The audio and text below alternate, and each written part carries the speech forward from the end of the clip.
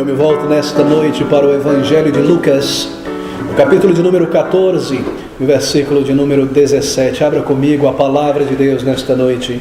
O Evangelho de Lucas, no capítulo de número 14, este versículo de número 17, estas palavras: E à hora da ceia mandou o seu servo dizer aos convidados: Vinde, que já tudo está preparado. E, meus queridos, nesta noite nós queremos meditar sobre desculpas que as pessoas levantam para rejeitar a Deus. O título desta mensagem é Desculpas para rejeitar a Deus. Esse texto, narrado pelo evangelista Lucas, na parábola do Senhor Jesus Cristo, é um texto que fala sobre homens e mulheres que recusaram um grande convite um dia. Ele mostra as desculpas que todos nós forjamos em nossa mente, em nossos corações, para virar as costas para o nosso Deus, para mantê-lo fora da moldura de nossa existência, para nós vivermos longe dele da maneira em que nós desejamos. Esse texto revela a dureza do coração de todo homem e mulher antes da conversão, antes de Deus dar um passo em direção a uma pessoa para lidar com essa pessoa. Uma parábola do Senhor Jesus Cristo. E essa parábola em particular, ela foi dita pelo Salvador em resposta a uma declaração de um homem que numa refeição com o Senhor Jesus Cristo, aqui no versículo 5, depois de uma declaração de Jesus, ele disse: Bem-aventurado, versículo 15, bem-aventurado que comer pão no reino de Deus. E a resposta do Senhor Jesus pela sua parábola, em linhas gerais, é exatamente isso. Muito bem, bem-aventurado sim, mas quantos serão que entrarão no reino de Deus? E o versículo de número 24 diz: Porque eu vos digo que nenhum daqueles homens que foram convidados provará a minha ceia. A declaração foi: feliz aquele que tiver um lugar com Deus no reino dos céus, para lhe se alimentar, assim por dizer, na presença do Senhor. E a declaração do Senhor, através dessa parábola que nós veremos, é exatamente isso: feliz sim, mas quem irá encontrar lugar no reino dos céus? Bem, na parábola do Senhor Jesus Cristo, o Senhor haverá de descrever aqui um homem. É um homem rico, é um senhor de muita terra, e um homem também de um caráter muito benevolente. E nós lemos que na parábola do Senhor Jesus Cristo, este homem, no versículo 16, porém um certo homem fez uma grande ceia e convida a muitos. Ele prepara um imenso de um banquete, um jantar. E ele então convida muitas e muitas pessoas para o seu banquete especial. É uma grande ceia, um jantar que será realizado. E o costume, nós aprendemos aqui pela parábola, é que as pessoas eram informados a respeito, convidados, isto é, de antemão, tendo em vista a data daquele grande jantar e ceia. E então no dia, depois que tudo estivesse preparado, os servos daquele senhor iriam batendo em porta a porta para verbalmente anunciar que a data chegara e que aquelas pessoas deveriam vir para a ceia daquele grande homem. No dia da festa, então, um anúncio oficial era feito, e os convidados aqui, nós podemos supor, eram inquilinos deste grande senhor de terra, talvez arrendatários, muitas pessoas que viviam em sua terra, que te extraíam dali o seu benefício para a sua vida e que de certa forma dependiam dele por causa da terra que pertencia àquele grande, rico senhor e benevolente senhor. Mas nós lemos que, surpreendentemente, cada um daqueles convidados irá virar as costas ao convite e recusar, e isso um após o outro. E essas palavras são tão sintomáticas porque, tendo eles, assim por dizer, inicialmente balançado a cabeça em aprovação e recebido o convite, então por educação talvez fizeram isso, depois eles começam a planejar as suas desculpas para rejeitar aquele grande convite. E o que o Senhor Jesus Cristo está fazendo aqui através dessa parábola, observa você, é ilustrar a maneira como homens e mulheres lidam com o seu Criador. Somos nós, meus amigos, representados aqui. Deixe-me voltar a tocar neste ponto de gigantesca importância. Você talvez esteja cansado de ouvir isso desse púlpito. As parábolas do Senhor Jesus Cristo não foram meras histórias ou máximas morais com fundo de aplicação. Eram ilustrações precisas e claras, como que um recurso visual apontando para uma realidade. E cada uma delas tem em vista o reino de Deus, a salvação, como ter um relacionamento com o nosso Criador, o perdão de nossos pecados. Em outras palavras, cada uma dessas parábolas de Jesus é uma mensagem salvífica do Evangelho. E aqui nós temos diante de nós uma dessas gloriosas palavras e parábolas do Senhor Jesus Cristo, pela simplicidade e pela clareza de expressão. Deus é representado aqui como um homem muito rico, como um proprietário de muitas terras. Os convidados representam, obviamente, o ser humano, homens e mulheres como eu e como você nesta noite, que habitam no mundo de Deus, que respiram o ar de Deus, que usufruem da terra, da saúde, da inteligência, de todas as coisas que pertencem a Deus, que é o proprietário do universo. E essa grande ceia, observe você, não é a primeira vez que ela aparece no Evangelho. Ela aponta para um relacionamento com Deus, de intimidade, como um filho, como uma filha. É um convite a vir ao Criador e a conhecê-lo e a tê-lo em tua vida. Ela aponta para o céu, para a eternidade. Ela aponta para bênçãos e privilégios que Deus oferece a homens e mulheres criados por Ele, como você e eu. A recusa dessas pessoas e as desculpas que elas forjam, nós veremos em um minuto, representam o desprezo que tantas e tantas pessoas têm pelo convite de Deus para uma vida com Ele, para andar com Ele, para conhecê-lo. Cada um de nós, meu querido amigo, minha querida amiga, cada um de nós recebe este chamado, este convite de Deus ao longo de nossa jornada muitas e muitas e muitas vezes. E esse chamado acontece várias vezes, mesmo antes de uma pessoa ouvir o Evangelho, que é o chamado, assim por dizer, oficial de Deus a uma alma. O Evangelho é este convite final e oficial. Ele é representado no versículo de número 17, por estas palavras: vinde, que já tudo está preparado. Mas mesmo antes de uma pessoa ouvir pela primeira vez o Evangelho, Deus está lidando com ela. Deus lida com cada ser humano. E Deus está chamando cada um de nós a voltar a Ele. Será que você não percebe isso? Nós temos dentro de nós um instinto para a eternidade. E dentro de cada homem e mulher há uma percepção de que existe um Deus de fato, um Criador. E que todas estas coisas que nos cercam não poderia ter vindo pelo mero acaso, a chance cega. Deve haver um Deus, e isto está dentro de nós, porque Deus colocou em cada criatura, em cada ser humano, saber que Ele é real e que Ele existe. Isso está em cada um de nós, e assim Deus nos chama pela consciência a ir e a buscá-lo. E então chega aquele dia quando talvez, pela primeira vez, nós iremos ouvir com muito mais clareza este chamado direto de Deus pela anunciação do Evangelho.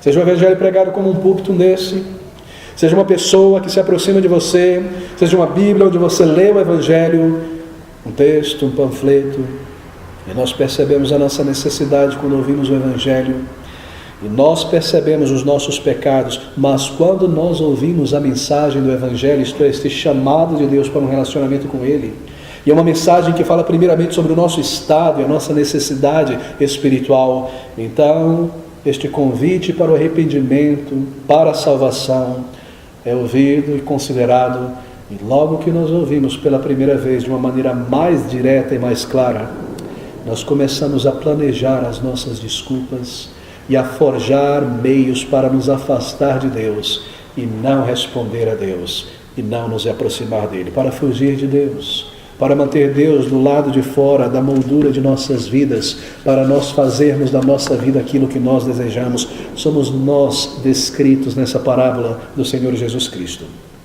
Nos versículos de número 18 a número 20, você observará as desculpas forjadas por cada um deles. E você percebe que o que caracteriza cada uma dessas desculpas para não ir àquela ceia é que em cada uma das respostas há uma certa ênfase, não é? Não são meras conversações fiadas tentando dissimular, são respostas enfáticas. Eu não irei, eu não posso ir. São incisivas. Na verdade, há um tom de rudez, há um tom de desprezo em cada uma dessas respostas. Isso não é algo que se espera na vida real. Na verdade, o Senhor Jesus Cristo está magnificando aqui a ideia. Muitas parábolas funcionam como uma espécie de cartoon, não é? No cartoon, o nariz é muito maior do que na realidade, a orelha. O Senhor Jesus está fazendo isso de propósito, para nós percebermos a nossa atitude para com o nosso Criador. É algo que se espera que uma pessoa, sobretudo uma pessoa de respeito, uma pessoa de benevolência, de quem nós tenhamos recebido alguma benesse, seja rebaixada e tratada desta maneira ao convidar uma outra pessoa para algo assim, como uma ceia. Ainda mais porque poderia ser o seu senhor, o teu arrendatário, alguém de quem você depende. É isso que está sendo ilustrado aqui.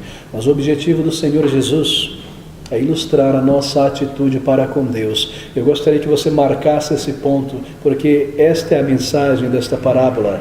É assim que nós tratamos ao nosso Criador. Nós tratamos a Deus, veja você, de uma maneira que nós não trataríamos pessoas. Nós cortamos a Deus de nosso interesse pessoal. Nós empurramos para longe de nós, ao longo da vida, esses mensageiros de Deus, a nossa consciência, a nossa vida, tentando mantê-los longe de nós. Nós não queremos ouvir sobre o Evangelho. Quando essas coisas começam a nos constranger, nós mudamos um assunto. Se a pessoa se aproxima de nós com um texto da Palavra de Deus, uma mensagem da Palavra de Deus, nós estamos prontos a tentar nos livrar destas pessoas. Será que isso não foi o teu caso, como foi o meu?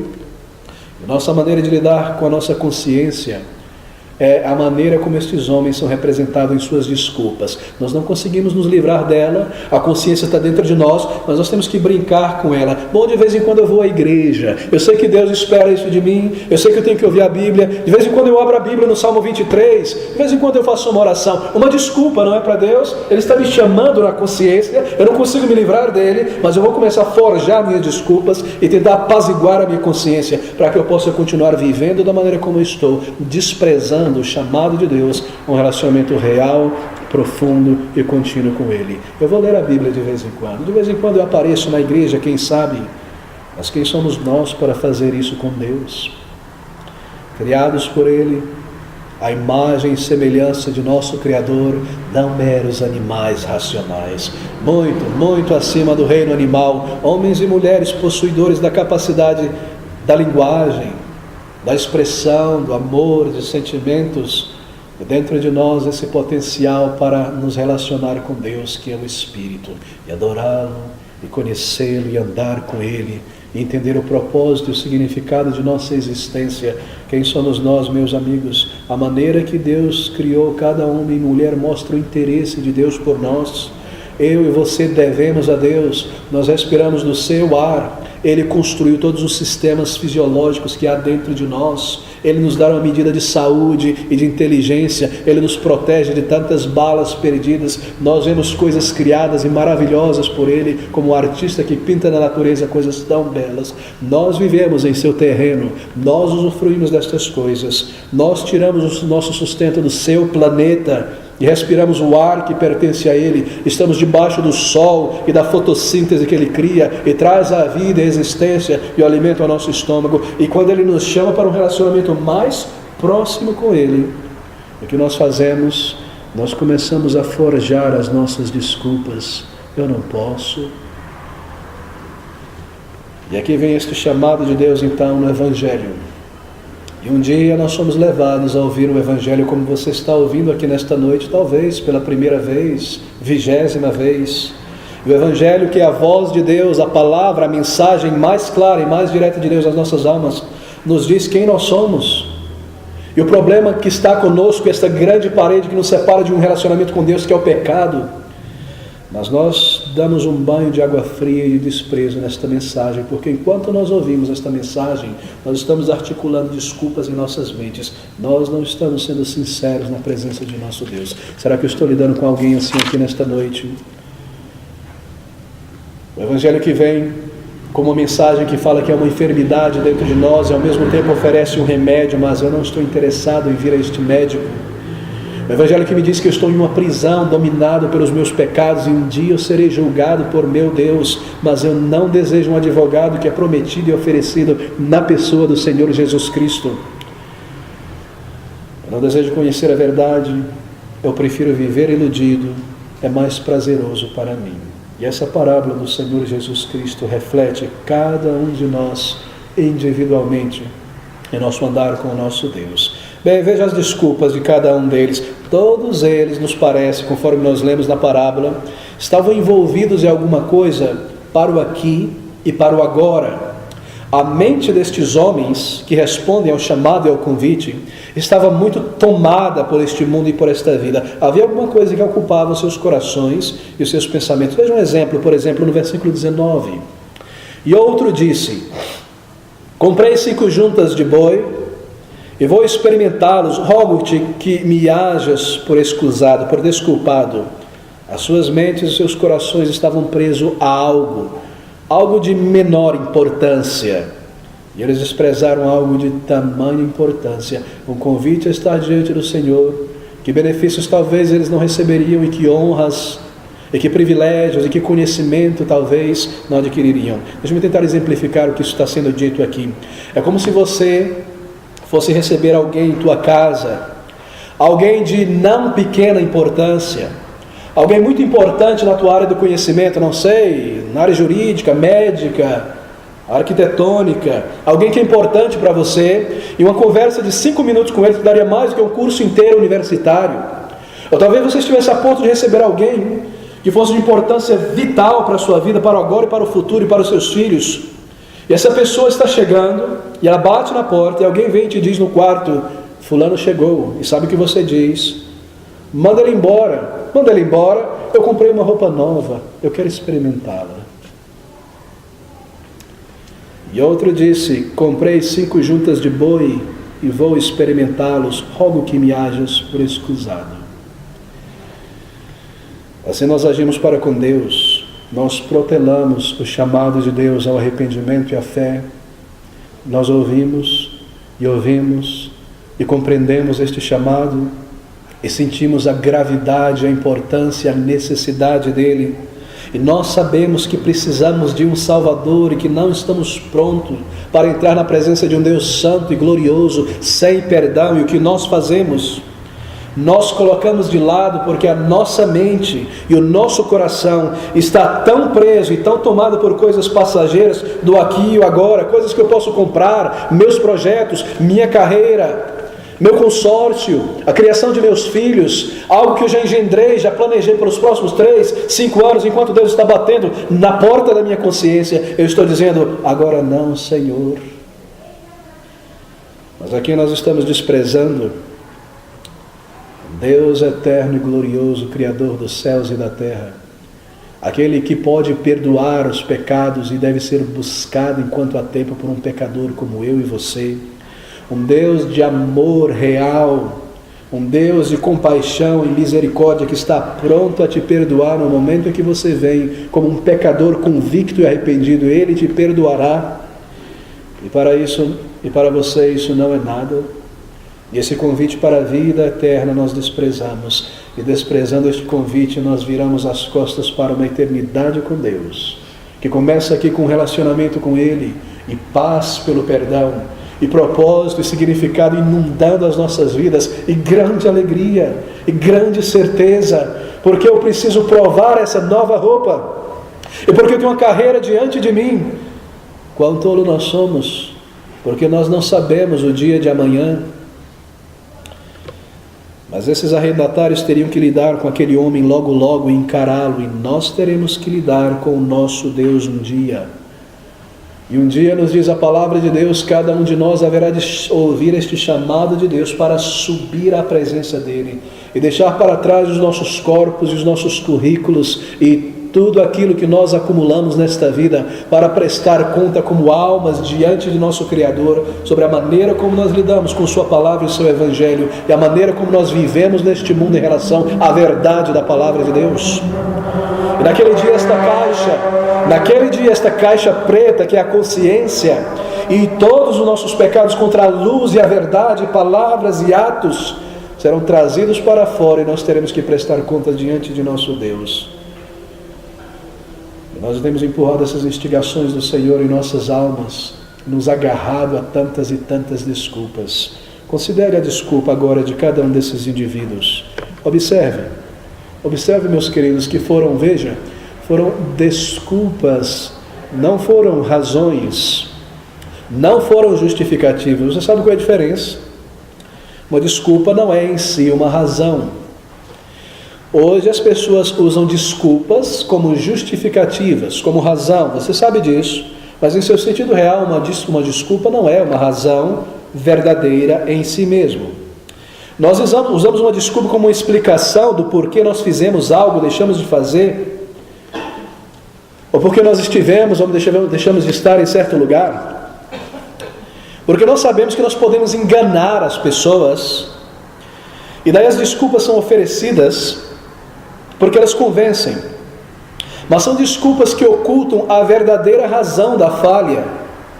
E é isso que eles estão oferecendo àquele Senhor que os chama para um relacionamento com Ele, para estar em sua ceia. É isso que nós fazemos com Deus. Nós criamos desculpas e não razões justificáveis. A primeira delas está no versículo de número 18, acompanhe comigo.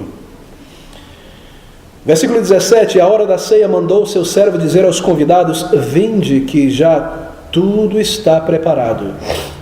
E todos a uma, como se eles tivessem planejado, isso quer dizer a uma, começaram a escusar-se, e disse-lhe o primeiro: comprei um campo, uma terra, isto é, e importa ir vê-lo, rogo-te que me hajas por escusado. Comprei um campo, e importa ir vê-lo. Que desculpa rala, que desculpa superficial, é quase irracional, não é? Assim somos nós. Certamente que alguém que compra uma fazenda, um pedaço de terra, esperar-se-ia de uma pessoa como essa, que antes que ele assine o contrato, entregue o dinheiro, ele vá e examine a terra de antemão, se ela é produtiva, se é cupim demais, se o pH é muito baixo, se é ácida demais, se pode plantar soja, arroz, grão, se é frutífera. Certamente alguém que comprou uma terra veria a terra antes de assinar o contrato. Que desculpa injustificável. A pessoa prefere passar por tola e irracional e incompetente para recusar o convite do Senhor. Quão injustificável, não é? Sabe por quê? Porque a ceia aconteceria à noite, quando o sol se põe. Era um jantar, ele sabia. Como poderia alguém sondar uma terra à noite? Que desculpa esfarrapada. E todos a uma começaram a escusar-se, e disse-lhe o primeiro: comprei um campo, e importa vê-lo, rogo-te que me haja por escusado. Assim são nossas desculpas. Ó Senhor Deus, eu digo em minha consciência, eu estou muito envolvido em meus estudos, eu estou muito envolvido em minha carreira, meu ponto crucial, eu subo na escala social ou eu não subo nunca, eu não posso agora, Senhor. Eu sei que eu sou um pecador, eu preciso de Deus, mas não é o momento para mim. Eu estou criando meus filhos, eu estou pagando a minha conta, eu estou pagando o meu aluguel. Eu não posso buscar a Deus nem vir a Ele nesse momento. Ele não te pede que você abandone os estudos, os filhos e a carreira. Não te é pedido que você pare de estudar, mas que você venha a Ele para o perdão como você está e no lugar em que você se encontra. Mas eu não consigo deixar a prática das coisas que desagradam a Deus. Eu não posso ir a Deus, eu amo muito os meus pecados. Você quer dizer, eu não desejo deixar os meus pecados. Mas o chamado para você, meu querido amigo, minha querida amiga, é vir a Ele com os teus pecados. Como você está, você não precisa melhorar a tua vida, tentar parar de pecar. Você vem a Ele para ser perdoado por pecados. Você vem ao Salvador como um pecador que necessita ser perdoado. Você vem àquele que lidou com o problema do pecado, que desceu do céu à terra para lidar com o pecado, morrendo no lugar de pecadores. Eu me pergunto se esse é o caso de alguém aqui nesta noite, e você tem se afastado de Deus e protelado responder ao Evangelho com uma desculpa como esta. Os teus interesses pessoais são colocados antes das tuas necessidades espirituais. E você diz: bem, se eu puder conciliar os meus interesses materiais e pessoais e ter Deus ao mesmo tempo junto com essas coisas, tudo bem.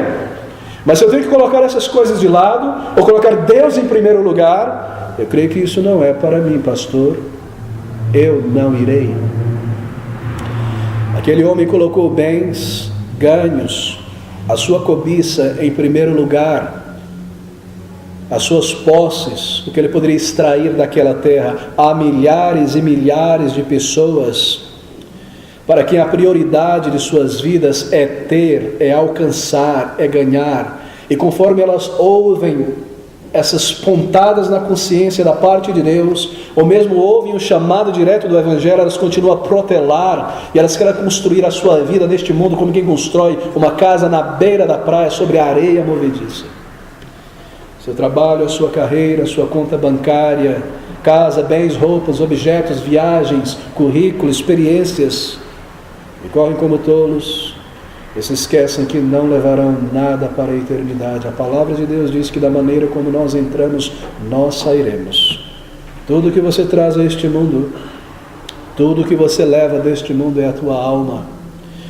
Se você não é uma pessoa salva ainda, se você não é uma pessoa que nesta altura da tua existência e vida, não sei a tua idade, você ainda não buscou em Cristo Jesus o perdão da tua culpa e a reconciliação com Deus, além de tua alma, tudo que você levará para a presença de teu Deus é a tua culpa por tantos e tantos pecados, para ser julgado pelo teu Criador.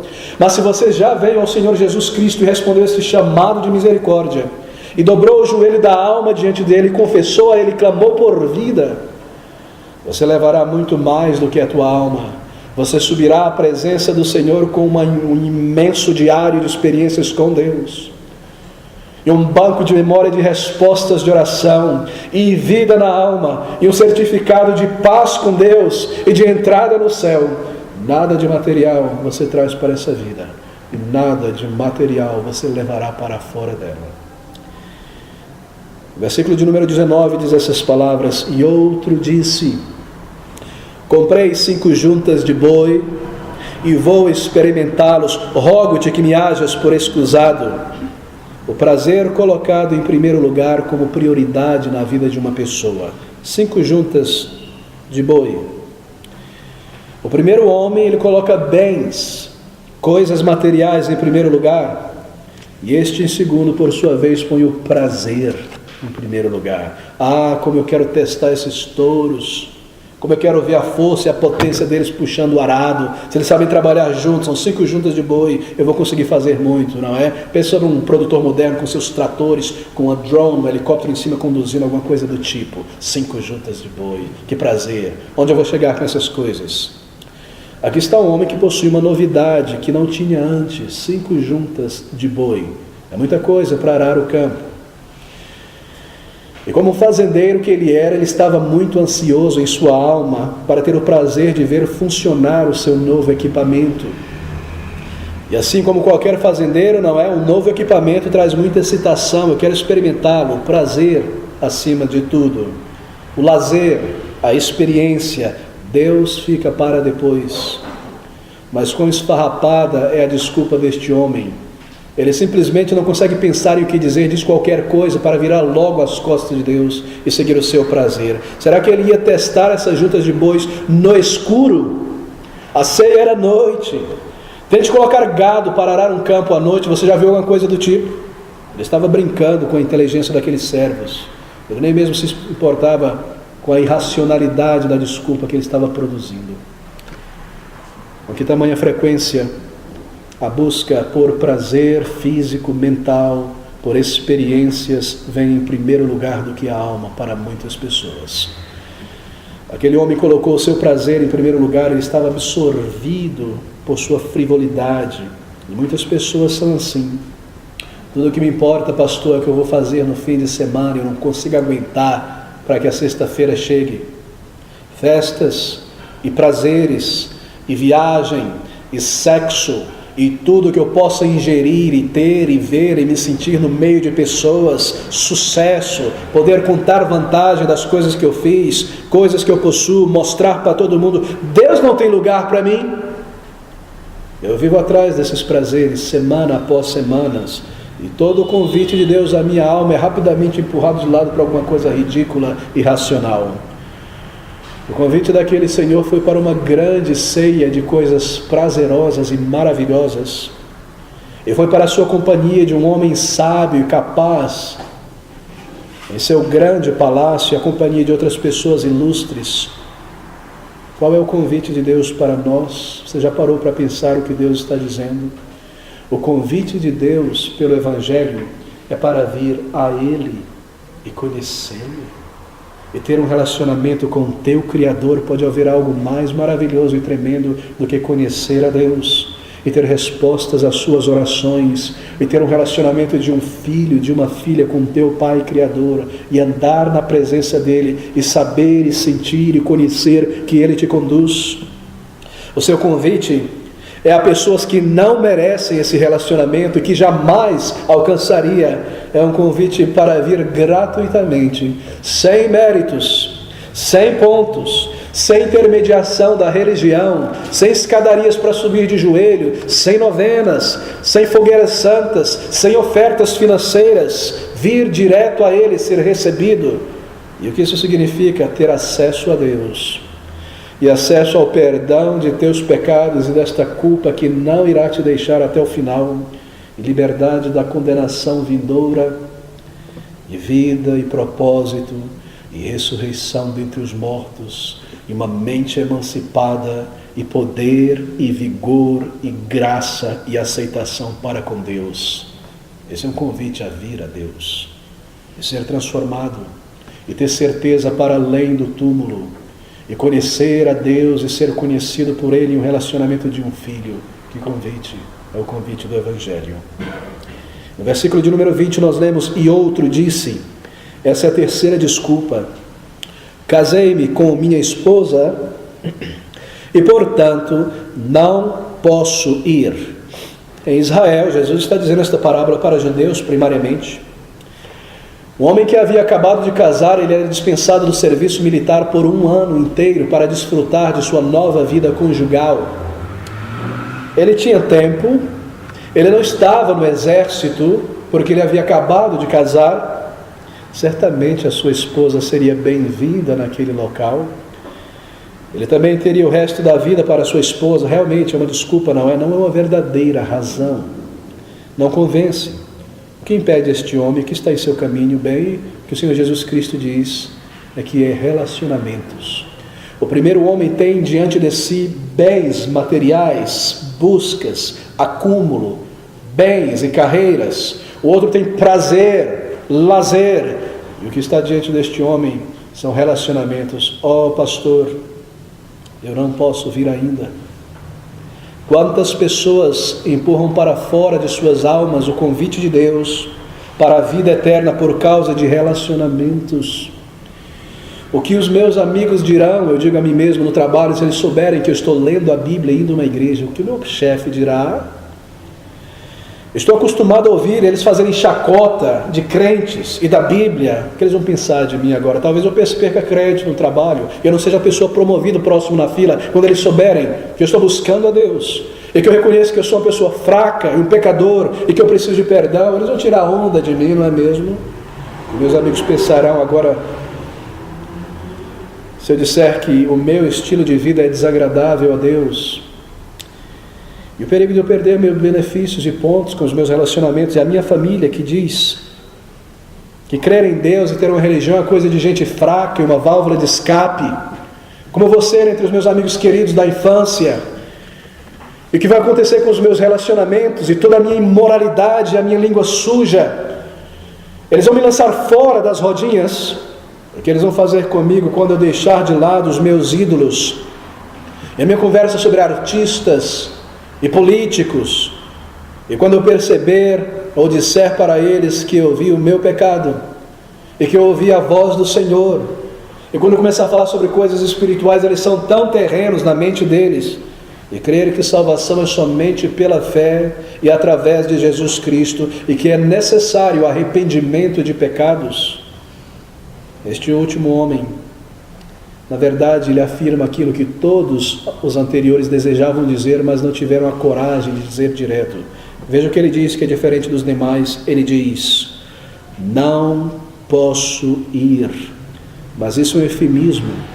E eu quero ouvir ele dizendo aqui: eu não quero ir. Assim somos nós em relação ao chamado de Deus. As nossas desculpas estão entendendo dizer não posso, mas em nosso coração, eu não quero.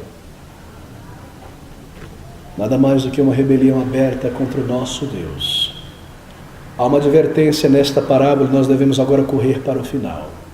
No versículo de número 21, nós lemos estas palavras: e voltando aquele servo, anunciou estas coisas ao seu senhor. Então o pai de família, indignado, disse ao seu servo: saí depressa pelas ruas e bairros da cidade e traze aqui os pobres e aleijados, e mancos e cegos. E disse o servo: Senhor, feito está como comandaste ou mandaste, ainda há lugar. E disse o Senhor ao servo: sai pelos caminhos e valados, e força-os a entrar para que a minha casa se encha, porque eu vos digo que nenhum daqueles homens que foram convidados provará a minha ceia. O Senhor Jesus Cristo, nos diz o evangelista João, veio para o que era seu, para salvar os seus, e os seus o rejeitaram. E essa advertência do versículo de número 24, ela está dizendo o seguinte: se você seguir, meu amigo, minha amiga, pela vida, desprezando, empurrando de lado o chamado e o convite de Deus, e se você até este ponto de tua jornada eterna aqui nesta noite, você ainda não buscou o Salvador como um pecador arrependido diante dele, confessando e clamando por vida, a declaração de Deus para você será essa declaração do versículo de número 24, no momento em que a luz deste mundo se apagar para você, e você abrir os teus olhos na presença de teu Criador, porque eu vos digo que nenhum daqueles convidados tantas vezes provará a minha ceia. Porque você recusaria o chamado de Deus nesta noite, e mais uma vez endureceria a mente e o coração, e fingiria que não é para você esta mensagem. O que ele poderia ter feito? Ele governa o mundo com tamanho amor, ele domina sobre todas as coisas, de Deus provém toda a justiça, como nós lemos no Salmo. Ele não é o autor do mal, nós somos o Criador, os criadores do mal. Ele é o autor de todo o bem, e ele nos dá leis maravilhosas que diz: não matarás, não roubarás, não adulterarás, não enganarás. E nós criamos o mal quando nós matamos e roubamos e mentimos. Ele é o Criador do bem, da dádiva e da vida, e nós do mal. Ele não te tomará nada, senão os teus pecados e a tua culpa, e te dará vida e liberdade e salvação. O que é de terrível quanto a isso? Ser salvo por Cristo, quão nécio, quão loucos nós podemos ser em nossas desculpas. Há algo neste mundo para você que seria melhor do que conhecer a Deus, perdoado por Ele, ter a certeza de perdão e vida eterna. Qual foi a tua maior experiência na vida? Deixe-me perguntar para concluir. Qual foi o melhor momento de tua vida até aqui? Foi a escolha da tua carreira, uma escolha certa? Teu casamento? Nascimento do primeiro filho, do segundo? Talvez quando você se recuperou de uma enfermidade que quase te levaria à morte? Não há maior experiência nesta jornada do que encontrar e receber o perdão de Deus, e ser trazido para dentro de um relacionamento com Ele, e conhecer a Deus por experiência como um filho, como uma filha, e saber que Ele te perdoou, e que Ele te conduzirá ao longo dos dias desta vida até o final. Não há experiência maior, e que Ele te ajudará em cada coisa, e que Ele te dará força contra os teus pecados, e que você dará tantas vitórias contra eles, e que, embora você não seja perfeito após a conversão, ainda assim você é amado de Deus, e você olha para aquele dia quando você será liberto, mesmo da presença do pecado em tua vida. Será que há uma experiência maior do que conhecer a Deus pelo perdão em Jesus Cristo?